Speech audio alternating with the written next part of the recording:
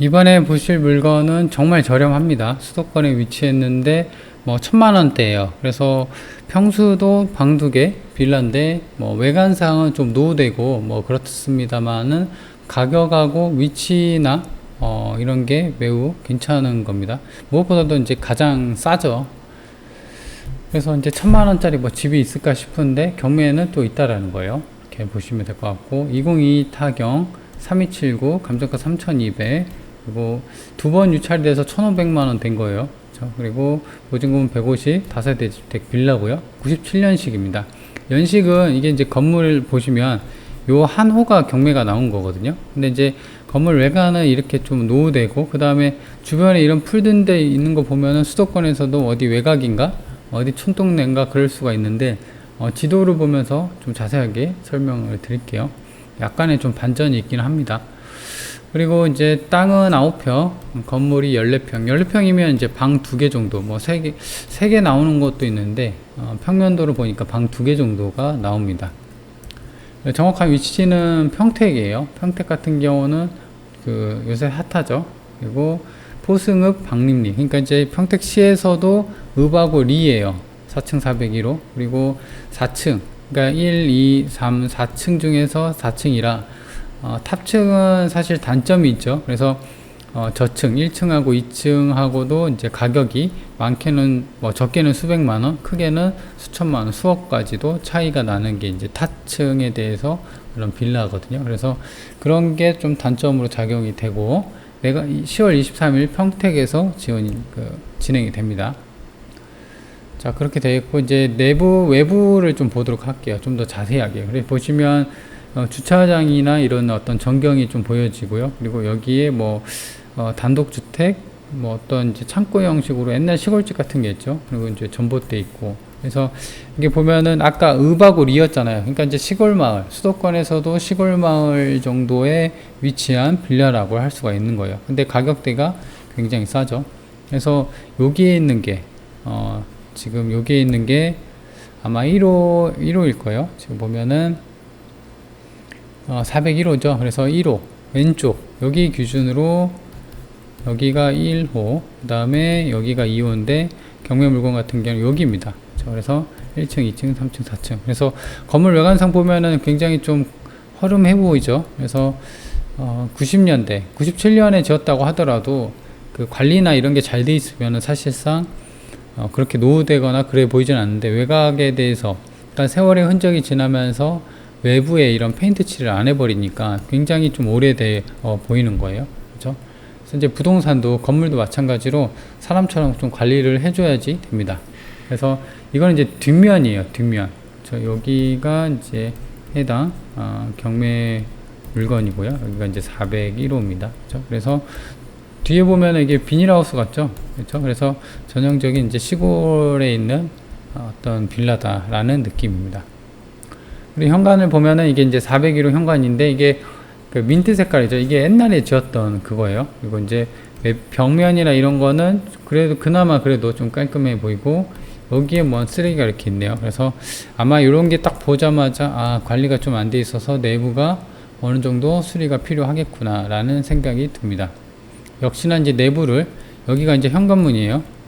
열고 들어오면은 장판 우그러져 있죠. 그래서 그리고 이런 부분 그리고 이런 부분 그래서 이제 장판이나 그 다음에 이런 어떤 벽면에 이제 도배지가 좀 늘어져 있기 때문에 당연히 도배장판 새로 해야겠죠.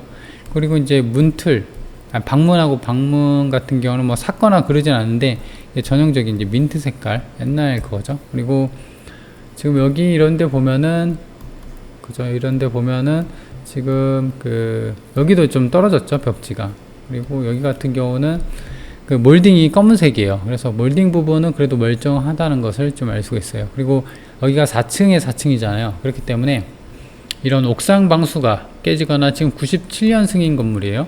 지은 지가 꽤 됐어요. 2007년, 2017년 플러스 지금 5년이 지난 거예요. 그러니까는 거의 2007년, 17년, 25년, 그쵸?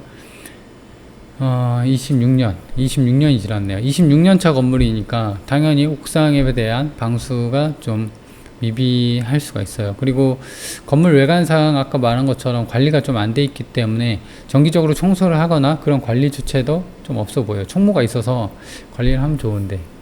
그죠? 그리고 이제 내부를 이제 이렇게 아까는 이제 그 거실에서 이렇게 본 거고, 그러니까 안방이 여기 있는 것 같아요. 그리고 여기 화장실 그렇게 돼 보이고, 아까 이제 다시 한번 봐볼까요? 방이 문짝이 3개 있었죠. 그래서 평면도를 제가 미리 보고 좀 파악을 했는데 여기가 안방 같아요. 여기가 화장실, 여기가 작은 방. 그러니까 이제 방 2개, 화장실 하나의 규모가 돼 있는 겁니다. 그리고 이제 내부, 여기가 이제 제 생각으로는 안방 같아요. 지금 문이 이렇게 여기가 이렇게 열려 있는 거 보니까는 안방 같은데, 근데 특이할 점은 보면은 이게 벽지가 뜯어지고 그 다음에 천장도 뜯어지고 바닥이 이런 식으로 돼 있어요. 그래서 추정을 해보건데 천장에서 물이 새서 이게 물이 떨어져 갖고 여기가 이제 고여 갖고 장판이 이렇게 곰팡이가 쓴 거죠. 그런 말은 뭐냐면 옥상에 이제 방수층이 깨져서 옥상에 대해서 방수를 좀 해야 될 필요가 있다라는 거예요. 그리고 이 벽면도 마찬가지로 지금 떠 있죠. 벽면의 벽지가. 그래서 이 안쪽에도 좀 점검을 해야 되는데 가려서 보이는 것 같은데, 아마 이 정도 흘렀으면은 이 벽면, 지금 벽면도 이거 그 단열재로 분홍색 단열재 있죠. 곰팡이 쓰지 말라고 이 단열재로 해놓은 것 같거든요. 그래서 이 옥상의 누수로 인해서 천장, 벽면, 이 바닥까지 좀 이런 곰팡이나 이렇게 쓴 게 보여요. 그래서 만약에 낙찰을 받는다고 하면 수리비를 어느 정도 감안을 해야 되고 현장을 가서 옥상의 컨디션을 좀 봐야 됩니다. 그렇죠? 그래서 이제 제 생각으로는 여튼 이제 그런 부분만 잡으면은 크게 뭐 문제될 것은 없어 보입니다. 그래서 평면들을 보면은 아까 여기 현관이 있었죠. 그래서 이렇게 방이 하나, 욕실, 방 2개 이렇게 있어서 발코니가 이쪽에 있었고, 그 다음에 베란다가 이렇게 돼 있습니다. 그래서 옛날에 지은 거라 평수는 또 잘 빠지고 괜찮죠. 그래서 지금 보면은 여기가 1호, 2호, 3호인데 1, 2호만 있는 게 아니네요. 3호까지 좀 있네요. 그쵸? 그래서 근데 이제 다행인 거는 지금 보면은 1호가 계단을 여기를 이제 단독을 쓰고 있고, 이 계단을 통해서 2호랑 3호, 그러니까 어떻게 보면은 계단식 아파트의 어떤 구조를 좀 갖고 있고 홀로 좀 사용하는 거, 그런 느낌이 듭니다. 그래서 여기가 방 하나, 방 2개 뭐 이렇게 되어 있고, 자, 그래서 일단 지적도를 보면은 지금 건물이 이렇게 있는 거예요. 그리고 도로가 이렇게 있는데 이 도로 폭이 대략 한 4m 정도 되는 도로예요. 그래서 이렇게 들어와 있어요. 아까 그 전경에서 바라봤을 때가 이렇게 돼 있는 거예요. 그래서 지금 보면은 본건 이 건물이 이렇게 되어 있기 때문에, 그리고 여기가 이제 401호거든요. 그래서 지금 남향으로 좀 빠진 것 같아요. 거실 기준으로 보면은 지금 이렇게 돼 있는 거잖아요. 근데 이제 이게 뒤집어진 거죠. 이렇게 기역자로 이렇게. 그리고 이제 도로가 이렇게 있는 거고. 그래서 이 부분, 이 옆에 이 부분이, 그러니까 거실이죠. 거실 부분이 일로 가는 겁니다. 그래서 남향에 어떤 것을 갈 수가 있습니다. 그래서 아까 사진에 보신 것처럼 유난히 밝죠. 예, 문 열자마자 굉장히 밝죠. 그래서 이 남향 구조를 갖고 있어서 그 남향 좀 밝은 것 같아요. 그래서 남향이라는 건 또 장점이죠.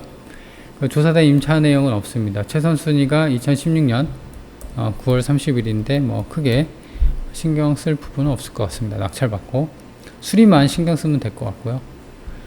그리고 위치도인데요. 위치를 보면은 본건이 있고, 마찬가지로 이제 버스 정류장이 매우 가까이 있어요. 그래서 차가 있다고 하면 베스트지만 차가 없더라도 버스 정류장이 있기 때문에, 역은 아니더라도. 그죠? 그리고 아까 본 것처럼 본건이 여기 있으면은 주변이 전부 다 뭐 그죠? 시골이죠. 전부 다 밭, 뭐 이런 식으로 좀 되어 있고, 주변에 이런 초록색, 그러니까 파란색 건물 있죠. 이런 건 아마도 공장인 것 같아요. 그렇죠? 이런 식으로 공장. 그래서 그런 입지에 있는 어떤 건물이다, 그 빌라다라는 겁니다. 그래서 본건이 여기 있으면은 위쪽으로 그 포승 중학교가 있고요. 그리고 이 도로가 38번 국도예요. 그래서 이 왼쪽으로 가면은 이제 당진이 있고요. 그 다음에 이쪽으로 가면 이제 평택시청이 있는 38번 국도가 유명하죠. 이게 이제 아마 강원도까지 연결이 돼 있는 걸로 알고 있거든요. 38번 국도가 우리나라에 이렇게 있으면 이 가로로 횡단하는 그 국도잖아요. 그래서 인접해 있기 때문에 차가 있다고 하면은 좀 외곽이나 이런 걸 빠지기 쉽고, 마찬가지로 서해안 고속도로 이 위쪽에 이제 서평대 IC가 있는데 이게 대략 3km 정도입니다. 그래서 차가 있으면 금방금방 가죠. 그래서 그런 위치에 있다. 그리고 이제 특징적인 거는 보면은 본건이 여기 있고, 포승 공단이 있어요. 여기가 전부 다 공단이거든요. 그래서 지금 포승 공단 같은 경우는 공장도 많고, 캠트로닉스, 그다음에 여기 평택시에서 세금을 책임지는 회사들이 굉장히 많아요. 저도 평택시 포승 공단에서 20대 때, 좀 30대 때 공장 생활을 좀 했거든요. 그래서 제가 이제 여기서 유명한 화학 기업이 있어요. 거기서 여기 율천화학도 있네요. 그죠? 율천화학은 아니고 다른 어떤 기업에서 이름만 들면 아는 그런 회사에서 좀 다녔는데, 그 회사가 세금을 굉장히 잘 내고 있습니다. 그래서 베스트 시에서 인정하는 우수 기업 이런 걸로 뽑힐 정도로, 이런 포승공단이 이쪽이 어떤 직장인들이나 어떤 유동인구가 좀 풍부해서 이런 대상으로 임대를 놓거나 임대 전략, 월세를 놓는다고 하면은 그 부분도 나름 메리트가 있지 않을까 싶어요. 그리고 마찬가지로 지금 주변, 그러니까 이쪽이 평택 화양지구예요. 그래서 여기가 평택 화양지구인데 1.5km. 그러니까 이제 1.5km면은 직선거리긴 해요.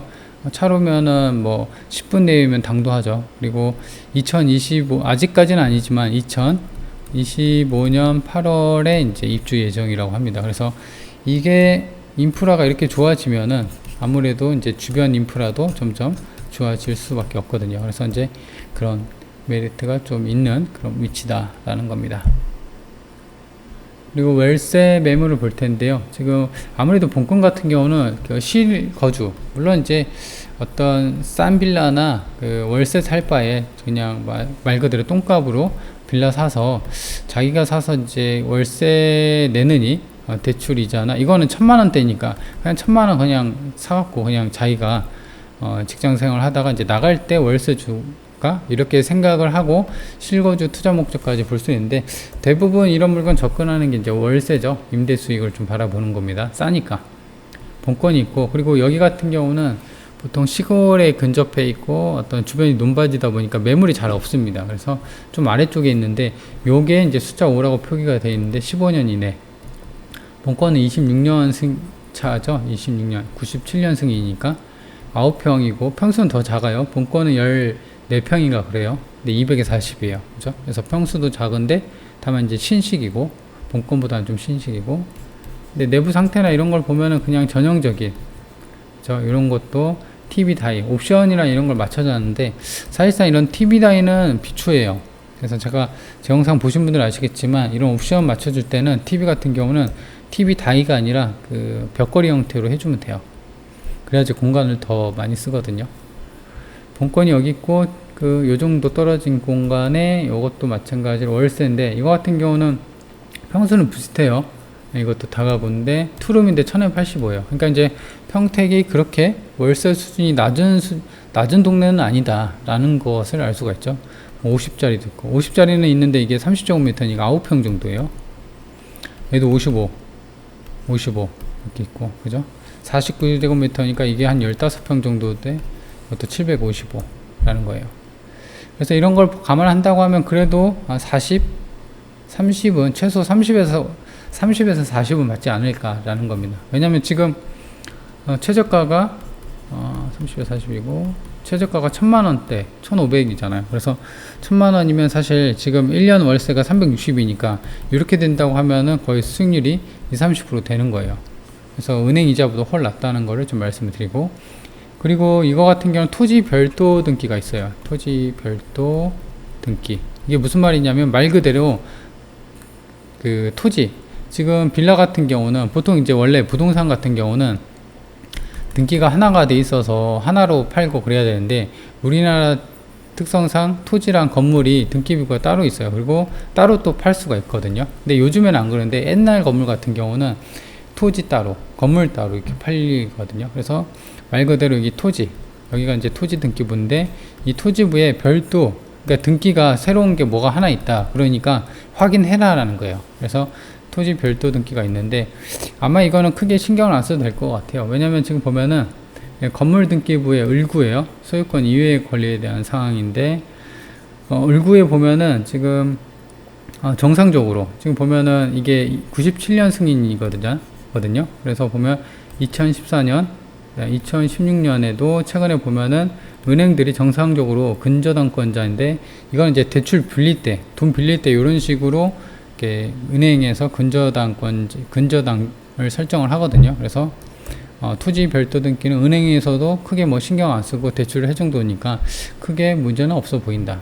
여기 보시면 2000년에도 경매 낙찰로 또 변경이 됐고요. 소유권가 2003년 매매, 2006년 매매, 2007년 매매, 2008년 그러니까 계속 경매 매매 하면서 소유권 변동이 되는 거 보니까는 토지 별도 등기로 인해서 어떤 그 문제는 없어 보인다라는 거예요. 그래서 토지 등기부를 보면은 이게 95년에 매매가 된 거예요. 땅이 수유자 김모 씨한테 매매가 된 거예요.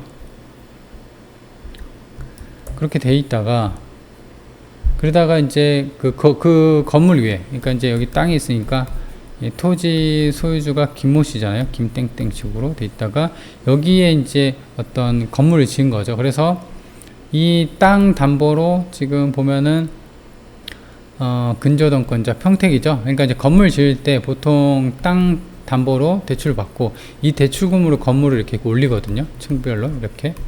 근데 뭐 빌라니까 이렇게 어느 정도 대출을 받고 올렸겠죠.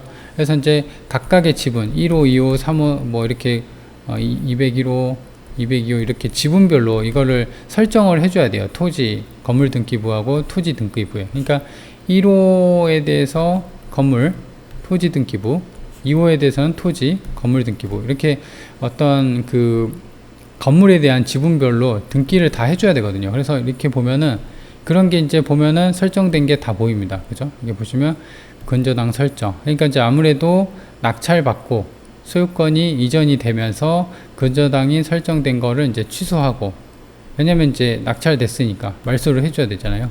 그래서 이런 식으로 어떤 이제 소유권 지금 보면 102호, 403호, 103호, 302호 이런 식으로 다 이렇게 할당이 다 된 것 같아요. 근데 이제 이거 같은 경우는 401호잖아요. 그래서 401호 같은 경우는 어떤 이유에서 이게 할당이 안 된 것 같아요. 그래서 그것 때문에 법원에서는 이제 법원은 책임 못 지니까 입찰하는 사람이 토지 등기부에 별도 등기가 있으니까 이것을 확인하라고 이렇게 써놓은 거죠. 그래서 아마 제 생각에는 지금 땅 주인 김모 씨하고 지금 여기 401호죠. 401호가 김모 씨가 있는데 이 김모 씨가 달라요.